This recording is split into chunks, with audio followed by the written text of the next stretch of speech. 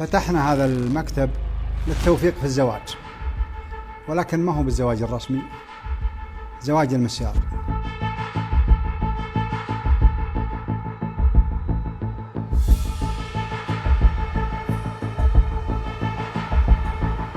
ونخدم كل أنثى تمشي على الأرض،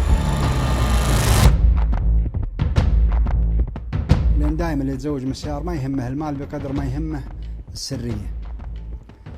السرية تامة. حتى المأذون اللي يكتب لك ينسى، يطلع عنده مشكلة في الذاكرة، يطلع ينساك وينسى، عنده مشكلة خلقية.